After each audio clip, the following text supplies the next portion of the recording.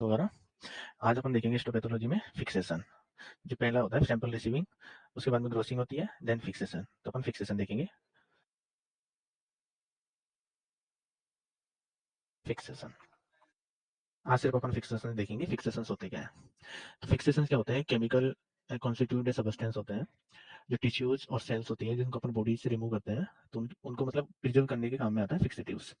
तो मतलब जब भी कोई टिश्यू बॉडी से रिमूव करते हैं तो उसका डिकम्पोजिशन स्टार्ट हो जाता है इमीडिएटली। उसके पर्टिकुलर रीजन होते हैं, क्योंकि बाहर निकलने के बाद जैसे ऑपरेशन किया, किसी टिश्यू को बाहर निकाला, तो बाहर निकालने के बाद में क्या होता है, ना तो उसको ऑक्सीजन सप्लाई मिल पाती है और ना ही और उसको ब्लड सप्लाई मिल पाती है। तो ये सारे पर्टिकुलर रीजंस है जिसकी वजह से क्या होता है, वो डिकम्पोजिशन स्टार्ट हो जाता है। तो इसकी डेफिनेशन देखेंगे। तो डेफिनेशन में देखेंगे अपन कि any tissue remove from the tissue, any tissue remove from the body, मतलब कोई भी टिश्यू जब अपन बॉडी से रिमूव करते हैं तो उसका डिकम्पोजिशन स्टार्ट हो जाता है इमीडिएटली। तो any tissue remove from the body start decomposition immediately. अब उसके पर्टिकुलर क्या होता है, रीजंस होते हैं डिकम्पोजिशन होने के रीजंस होते हैं। तो पहला रीजंस क्या होता है, लॉस ऑफ ब्लड सप्लाई होता है, लॉस ऑफ ब्लड सप्लाई। ठीक है। सेकंड रीजंस क्या होता है, लॉस ऑफ ऑक्सीजन सप्लाई। ठीक है।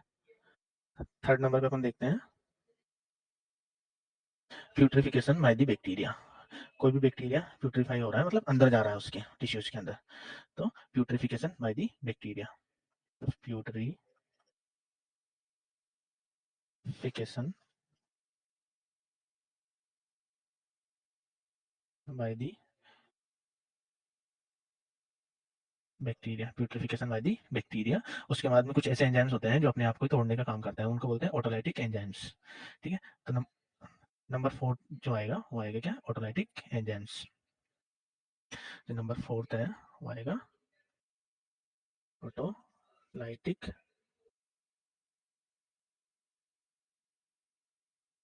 एंजाइम्स। कुछ एंजाइम्स ऐसे होते हैं जो अपने आप को तोड़ने का काम करते हैं, उनको जब उनको मतलब फेवरेबल कंडीशंस नहीं मिलती है, तब कुछ एंजाइम्स ऐसे होते हैं जो अपनी सेल्स अपने टिश्यूज को भी तोड़ने का काम करते हैं, उनको बोलते हैं ऑटोलाइटिक एंजाइम्स। ठीक है। तो ये और एक और होता है मेटाबॉलिज्म। नंबर 5 होता है मेटाबॉलिज्म। मेटाबॉलिज्म तो पर्टिकुलर रीजंस होते हैं, 5 रीजंस जो डिकम्पोजिशन करवाते हैं किसका, टिश्यूज का और सेल्स का। ये जो स्टेप्स है वो किस क्या करवाता है, decomposition tissue of sales.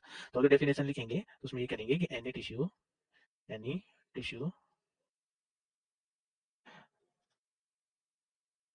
Remove from the remove from the body. जब भी किसी टिश्यू को अपन बॉडी से रिमूव कर देते हैं तो स्टार्ट डिकम्पोजिशन इमीडिएटली। तो क्या हो जाता है, स्टार्ट हो जाता है डिकम्पोजिशन। ठीक है, डिकम्पोजिशन इमीडिएटली, इमीडिएटली। ठीक है, इमीडिएटली।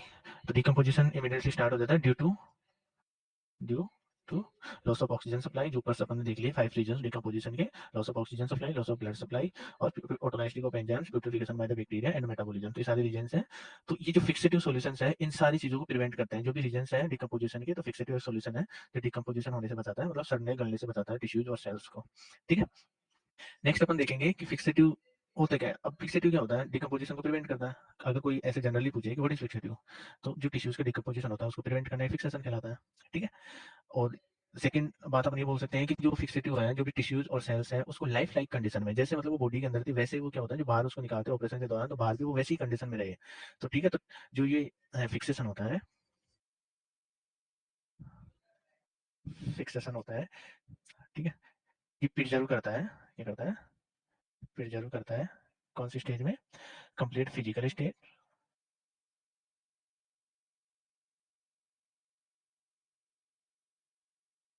कंप्लीट तो फिजिकल स्टेट में करता है, और ये क्या करता है, partially chemical state, partially chemical state में, पार्सली केमिकल स्टेट में क्या करता है, प्रिजर्व करता है। ठीक है। अब अपन देखेंगे कि जो फिक्सेटिव्स है उसके इफेक्ट क्या क्या होने चाहिए। ठीक है। तो नेक्स्ट अपन ये देख लिए, जनरल देख लिए कि जो फिक्सेटिव होता है वो क्या होता है। तो उसकी डेफिनेशन देख ली कि any tissue remove from the body start decomposition immediately due to loss of blood supply, loss of oxygen supply, purification by the bacteria, autolytic enzyme activity and metabolism. तो ये सारे रीजंस होते हैं जो क्या करते हैं, टिश्यूज को डिकम्पोजिशन करते हैं, और इन सबको प्रिवेंट करने वाला एक सोल्यूशन होता है जिसको अपन फिक्सेटिव सोल्यूशन बोलते हैं। ठीक है। अब इसके बाद में देखेंगे कि आइडियल फिक्सेटिव कौन सा होता है। मतलब फिक्सेटिव तो बहुत टाइप्स के होता है, अलग-अलग टाइप्स के होता है, लेकिन आइडियल फिक्सेटिव क्या मतलब कैसा होना चाहिए, ठीक है? तो फिक्सेटिव के इफेक्ट कैसे होंगे, पहले इफेक्ट देखते हैं अपन फिक्सेटिव के, फिर देखेंगे आइडियल फिक्सेटिव कौन सा होता है, पहले इफेक्ट देखेंगे, ठीक है? तो फिक्सेटिव फिक्सेटिव के इफेक्ट, क्या-क्या इफेक्ट होने चाहिए एक अच्छे फिक्सेटिव के? Number 1, prevent putrefaction. अब जो डिकम्पोजिशन की जितने भी स्टेप्स हैं, putrefaction of bacteria, autolytic activity, इन सबको रोकना, ठीक है? मेन काम तो क्या है, प्रिवेंट प्यूट्रिफिकेशन एंड ऑटोलाइसिस। किसको प्रिवेंट करना है? Prevent putrefaction putrefaction and autolysis and autolysis, ठीक है? प्यूट्रिफिकेशन और ऑटोलाइसिस को प्रिवेंट करना मतलब रोकना, मतलब जो भी बैक्टीरिया का प्यूट्रिफिकेशन होगा, मतलब बैक्टीरिया अंदर जाना उसको रोकना, और ऑटोलाइसिस को रोकना, अपने आप जो टूटने की प्रक्रिया होती है उसको रोकना, ठीक है? नंबर सेकंड्स पे अपन क्या देखेंगे, अब जो टिश्यू होता है वो बहुत सॉफ्ट होता है, कुछ टिश्यूज तो बहुत हार्ड टिश्यू होते हैं, जैसे कैल्सिफाइड टिश्यूज होते हैं, बोन्स के, ब्रेन के, मतलब बोन्स के हुए, टीथ के हुए, या फिर कोई भी नेक्रोटिक लीजन्स होते हैं टीबी के, तो वो भी क्या है, कैल्सिफाइड टिश्यूज होते हैं। तो उनका अलग प्रोसेस होता है। अपन जो नॉर्मल टिश्यूज लेते हैं, जैसे अपेंडिक्स हुआ, या ब्रेस्ट कैंसर्स में जब सैंपल्स लेते हैं, या यूट्रस का सैंपल लेते हैं, तो ये क्या होता है, नॉर्मली बहुत सॉफ्ट होता है, तो इनको थोड़ा हार्डनेस प्रोवाइड करवाना होता है, जिससे सेक्शन कटिंग में हेल्प हो सके। तो सेकंड पॉइंट क्या होता है, हार्डनेस द टिश्यू, मतलब टिश्यूज को थोड़ा हार्ड बनाए, ज्यादा हार्ड नहीं, थोड़ा बहुत hard, hardness the tissue, hardness the tissue which help, जिससे क्या हेल्प हो सके, सेक्शन कटिंग में हेल्प हो सके, which help in section cutting, which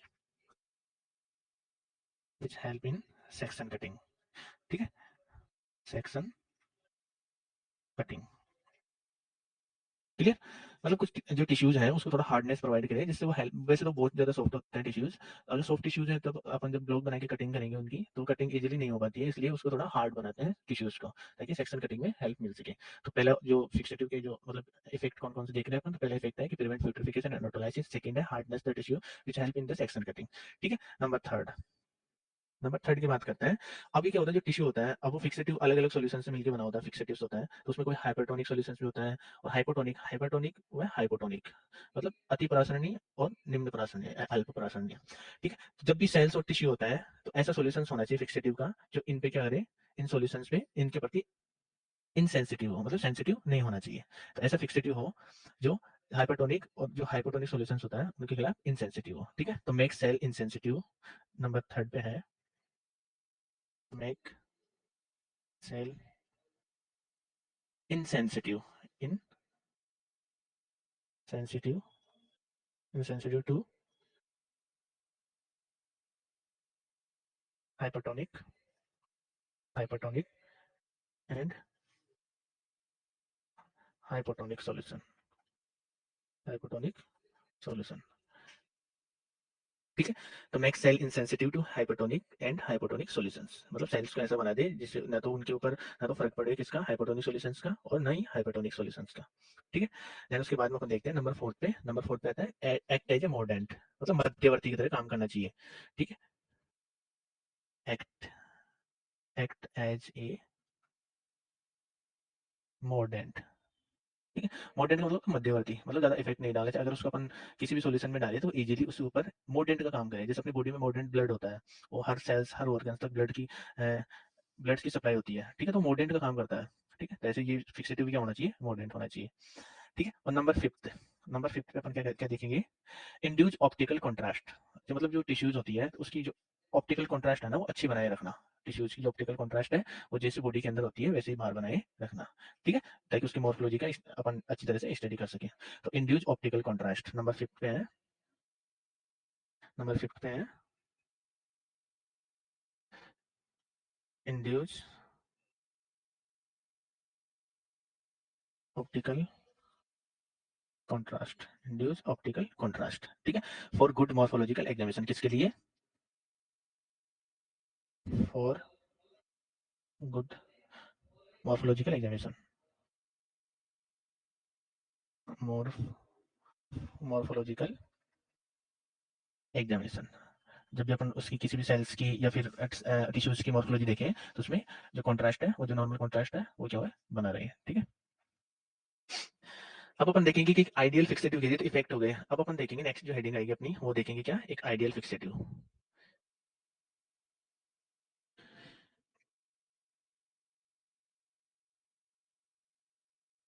ideal fixative, मतलब आइडियल फिक्सेटिव कैसा होना चाहिए अपन उसके बारे में देखेंगे अब। ठीक है, इसमें अपन देखेंगे कि उसके मतलब वो एक तो सस्ता होना चाहिए, तो चीप एंड इजीली अवेलेबल। ठीक है, मतलब एक तो आसानी से मिल जाए और पैसे में भी क्या हो कमी हो। तो सबसे पहला जो फिक्सेटिव का जो एक आइडियल फिक्सेटिव होना चाहिए वो होना चाहिए चीप एंड इजीली अवेलेबल, सस्ता होना चाहिए। ठीक है, तो चीप एंड इजीली अवेलेबल। ठीक है, चीप एंड इजीली अवेलेबल होना चाहिए, मतलब सस्ता होना चाहिए, आसानी से मिल जाए ताकि अपन उसको यूज में ले सके। ठीक है, नंबर टू, नंबर टू पे क्या आएगा, उसका रैपिड एक्शन होना चाहिए। मतलब जैसे अपन कोई भी टिश्यू है या फिर सेल्स है, जैसे अपन ने उसको फिक्सेशन में डाला, ठीक है, मतलब फॉर्मेलिन में, मोस्ट कॉमनली फॉर्मेलिन एक फिक्सेटिव एजेंट के रूप में यूज में लेते हैं अपन, मतलब फिक्सेटिव फिक्सेशन सॉल्यूशंस में डाला तो उसका रैपिड एक्शन होना चाहिए। रैपिड एक्शन का मतलब होना चाहिए, मतलब वो पर्टिकुलर सारे सेल्स और टिश्यूज में क्या होना है, इवनली फैल जाना चाहिए, मतलब पहुंचना चाहिए, पेनिट्रेट करना चाहिए उसको। तो फर्स्ट वाला जो सेकंड है, it should B rapid in action. कैसा होना चाहिए, rapid in action, rapid in action, rapid action होना चाहिए। अपन ने डाला टिश्यूज को तो जल्दी से क्या उसको फिक्स कर दे, ताकि कोई भी बैक्टीरिया या फिर माइक्रो ऑर्गेनिजम्स उसमें इफेक्ट नहीं कर देगा, मतलब उसको पेनिट्रेट नहीं कर पाए। ठीक है, बात करते हैं नंबर थर्ड की। अभी क्या होना चाहिए, जो भी अपना फिक्सेट है वो स्टेबल होना चाहिए और उसको आसानी से अपन हैंडल कर सके, तो it should be stable and safe to handle. ठीक है, तो ये कौन सा होना चाहिए, स्टेबल होना चाहिए, मतलब एक बार यूज ले लिया तो काफी लंबे तक चलना चाहिए। एंड स्टेबल होना चाहिए एंड इजीली अवेलेबल होना चाहिए। कैसा होना चाहिए, इजीली अवेलेबल होना चाहिए। इजीली अवेलेबल जो अपन ने ऊपर देख लिया था, इजीली अवेलेबल होना चाहिए और सेफ टू हैंडल। इसके अलावा क्या होना चाहिए, सेफ टू हैंडल, मतलब जब भी अपन इसको यूज करें तो अपन को कोई हार्मफुल नहीं पहुंचाइए। तो एक आइडियल फिक्सेटिव हो गया वो। ठीक है, उसके बाद में नंबर फोर देखते हैं कि इसके अलावा और क्या होता है। Minimum loss of the tissue, अब कोई भी फिक्सेटिव हुआ वो थोड़ा बहुत लॉस तो करेगा ही करेगा। ठीक है, तो मिनिमम लॉस करना चाहिए वो टिश्यूज का। वैसे तो लॉस नहीं करे तो वो सबसे बेस्ट फिक्सेटिव होता है, लेकिन मिनिमम लॉस तो होगा ही, क्योंकि पर्टिकुलर बॉडीज के अंदर जितने न्यूट्रिएंट्स है वो फिक्सेटिव सॉल्यूशंस में नहीं मिल पाता है, इसलिए थोड़ा बहुत जो लॉस होगा वो तो होएगा ही। तो एक ऐसा भी होना चाहिए जो minimum loss of the tissue. ठीक है, तो इसमें लिखेंगे minimum, minimum loss of the tissue, मतलब ज्यादा लॉस नहीं करे, थोड़ा बहुत लॉस तो चल जाता है, थोड़ा बहुत तो हर कोई करता है, ज्यादा लॉस टिश्यूज का नहीं होना चाहिए, अदरवाइज जो मॉर्फोलॉजी है टिश्यूज की वो अपन आइडेंटिफाई नहीं कर पाएंगे। ठीक है, अब एक और होता है बहुत इंपॉर्टेंट है, इवन पेनिट्रेशन, मतलब जैसे अपने टिश्यूज में डाला फॉर्मेलिन सॉल्यूशन या फिक्सेटिव सॉल्यूशन, तो इवनली पेनिट्रेट करना चाहिए। जैसे कॉटन के ऊपर अपन पानी डालते हैं तो इवनली सारी जगहों पे चला जाता है, वैसे क्या होता है जो फिक्सेटिव होता है वो इवनली पेनिट्रेट करना चाहिए टिश्यूज में। जैसे जैसे अपन ये देखते हैं, ये अपना कोई टिश्यू है, ठीक है, इसके ऊपर अपन फिक्सेटिव डाल रहे हैं, या फिर ये अपना कोई एक बीकर है, इसमें ये अपन ने टिश्यूज डाल रखे हैं, तो टिश्यूज में क्या होता है, ये टिश्यू समझ लो, ये फिक्सेशन है, ये फिक्सेशन है, फिक्सेशन जब डालते हैं तो इवनली पेनिट्रेट होना चाहिए, मतलब सब जगह पे एक जैसे जाना चाहिए। ठीक है, ये हो गया इवनली पेनिट्रेट, मतलब भेदन क्षमता उसकी बिल्कुल प्रॉपर तरीके से होना चाहिए। जैसे ऐसा नहीं होना चाहिए कि ये कोई टिश्यू है, अपन ने इसके ऊपर फिक्सेटिव डाला, वो यहाँ तो पहुंच गया, यहाँ पहुंचा ही नहीं और फिर यहाँ पहुंच गया, तो ऐसा नहीं होना चाहिए, इवनली पेनिट्रेशन होना चाहिए। ठीक है, नंबर फिफ्थ जो पॉइंट है वो यही है कि जो मतलब फिक्सेटिव है वो should be given even penetration, तो it should be given even penetration. ठीक है, नंबर फिफ्थ पे क्या है, given, give even penetration, even penetration होनी चाहिए, मतलब जो भेदन क्षमता होती है उसको पेनिट्रेट करने की जो क्षमता होती है वो क्या होनी चाहिए, बराबर होनी चाहिए, सब जगह को बराबर पेनिट्रेट करे। ठीक है, उसके बाद में क्या होता है, रिटेन नॉर्मल कलर, जो टिश्यूज के जो कलर है उसको रिटेन करना चाहिए लास्ट। और नंबर सिक्स का जो एक आइडियल फिक्सेटिव का जो रूल रेगुलेशन है डब्ल्यूजी के अकॉर्डिंग, तो उसमें लास्ट में दे रखा है कि normal colour of tissue retain. ठीक है, तो रिटेन करना चाहिए normal colour of the tissue. ठीक है, retain normal colour of the tissue, of the tissue, जो टिश्यूज का जो नॉर्मल कलर होता है बॉडी में वही कलर क्या होना चाहिए, हमारा होना चाहिए। ठीक है, उसके बाद में अपन देखेंगे नेक्स्ट टाइप्स ऑफ टिश्यू। ठीक है, नेक्स्ट क्या देखेंगे अपन, अलग से हेडिंग है टाइप्स ऑफ टिश्यू। टाइप्स कौन कौन से होते हैं टिश्यूज के, तो दो टाइप्स के होते हैं, एक तो सिंपल फिक्सेटिव और एक होता है कंपाउंड फिक्सेटिव। दो टाइप्स के फिक्सेटिव होते हैं। फर्स्ट हो गया सिंपल फिक्सेटिव। सिंपल का मतलब होता है सिर्फ ओनली वन सब्सटेंस इसमें इंक्लूड होना चाहिए, जो फिक्सेटिव सॉल्यूशन बना रहे हैं वो सिर्फ एक ही सब्सटेंस से बना होना चाहिए, अलग अलग सब्सटेंस उसमें मिक्स नहीं होने चाहिए। ठीक है, सिंपल फिक्सेटिव क्या होते हैं, सिंपल फिक्सेटिव, और एक होता है कौन सा, कंपाउंड या कॉम्प्लेक्स फिक्सेटिव, कंपाउंड फिक्सेटिव। ठीक है, अब सिंपल फिक्सेटिव की अपन बात करते हैं कि इसमें क्या आएगा। तो सिंपल फिक्सेटिव में क्या आता है, वन सबस्टेंस यूज्ड, एक सबस्टेंस इसमें यूज करते हैं। और इसका एग्जाम इसमें क्या होता है, वन सबस्टेंस, सबस्टेंस यूज में लेते हैं। ठीक है, और एग्जांपल अगर कोई पूछे एग्जांपल कौन सा होता है, तो फॉर्मेलिन। कौन सा होता है, फॉर्मेलिन। फॉर्मेलिन क्या होता है, सिंपल फिक्सेटिव होता है। अगर अपन बात करें कंपाउंड फिक्सेटिव की, तो मोर देन वन सबस्टेंस, ठीक है, more than two two substance अपन क्या बोलते हैं कंपाउंड, तो more than two substance, more than two substance, तो उसको क्या बोलेंगे अपन, कंपाउंड या कॉम्प्लेक्स फिक्सेटिव बोल देते हैं। अब इसके एग्जांपल की बात करते हैं अपन। इसके एग्जांपल्स है, पहले एग्जांपल है वो है बॉयंस फ्लूइड। कौन सा है, बॉयंस फ्लूइड है, बॉयंस फिक्सेटिव। ठीक है, सेकंड है वो है जिंकर्स फ्लूइड, जिंकर्स फ्लूइड या फिक्सेटिव। ठीक है, ये अपने फिक्सेटिव्स के टाइप देख लिए। अब अपन देखेंगे कि कौन कौन से ग्रुप्स में डिवाइड किया गया है फिक्सेटिव्स को। ठीक है, तो अपन क्या देखेंगे, ग्रुप्स देखेंगे फिक्सेटिव के, ग्रुप्स। ठीक है, नेक्स्ट हेडिंग है groups of fixative, groups of fixative. ठीक है, जो थ्री ग्रुप्स में फिक्सेटिव्स को डिवाइड किया है, एक होता है माइक्रो एनाटॉमिकल फिक्सेटिव। कौन सा होता है, फर्स्ट नंबर का कौन सा होता है, फर्स्ट नंबर का होता है माइक्रो एनाटॉमिकल फिक्सेटिव। ठीक है, नंबर सेकंड, नंबर सेकंड कौन सा होता है, साइटोलॉजिकल फिक्सेटिव, जिसमें एल्कोहल वगैरह आता है, साइटोलॉजिकल फिक्सेटिव। ठीक है, नंबर थर्ड पे आता है हिस्टोकेमिकल फिक्सेटिव। कौन सा आता है, हिस्टोकेमिकल फिक्सेटिव। ठीक है, तो micro anatomical fixative, cytological fixative और हिस्टोकेमिकल फिक्सेटिव। अब अपन इनके बारे में देखेंगे कि माइक्रो एनाटॉमिकल फिक्सेटिव में अपन क्या करते हैं, साइटोलॉजिकल फिक्सेटिव में क्या करेंगे। वो तो सबसे पहले अपन देखेंगे माइक्रो एनाटॉमिकल फिक्सेटिव, तो इसमें क्या करते हैं, preserve the anatomy of the tissue.